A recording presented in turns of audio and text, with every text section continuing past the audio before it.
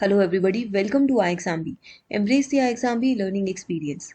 We have been discussing legal maxims and today is part 5 of this video series, most important legal maxims for the upcoming SEBI Grade A legal exam. Starting with our part 5, in this set the first legal maxim is actus non facit reum nisi mensit rea. This means act does not make one guilty unless there is a criminal intent. It highlights that both the physical act and the corresponding guilty intention are necessary to establish criminal liability.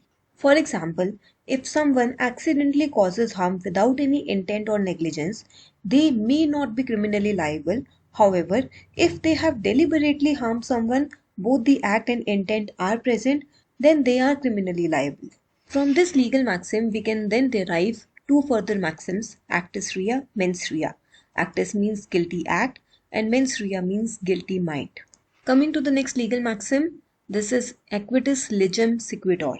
This means equity follows the law. It is a concept that equity or law will not aid a person or party who is at fault. The law will not aid a person whose own fault is what made the legal action necessary. It is interpreted as to law is about what is fair and equitable.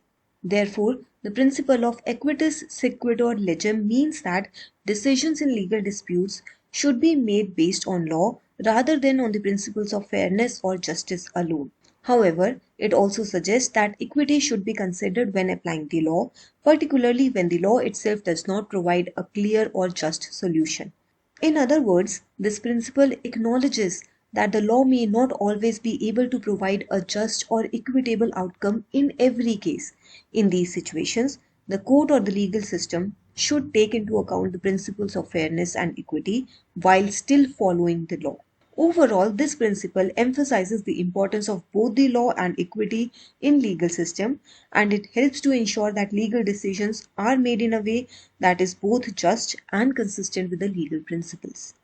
The next maxim is equitis non quam contravenit legem. So this is similar to the earlier discussed maxim. This means equity never contradicts the law. This maxim is quite similar to the one which we have discussed prior to that, equitis legem sequitur, equity follows the law, and this maxim says equity never contradicts the law. The concept of equity comes into play only when some important factor is overlooked by the law. Equitis non quam contravenit legem is based on this principle of promoting the fair process of judgment in accordance with the law. If the law is clear, no notions of equity can substitute the law, and equity cannot be allowed to override the law.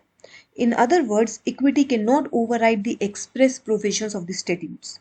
Therefore, where statutes provide for doing a thing in a particular manner and in a particular time, it has to be done accordingly and not otherwise. Any amount of sympathy, compensation would not obliterate the effects of express provision of law merely for the reason that it would be too harsh to follow and that equity is on the other side. Therefore, the object of this maxim is to supplement the law and not to contravene it. The next maxim is alibi. You must have heard this many times in the evidence law as the plea of alibi. This means elsewhere or at another place. Alibi is a rule of evidence which is recognized in Section 11 of the Evidence Act that the facts which are inconsistent with the facts in issue become relevant. The next maxim is essentio mentium. The meaning of this maxim is mutual assent or meeting of the minds.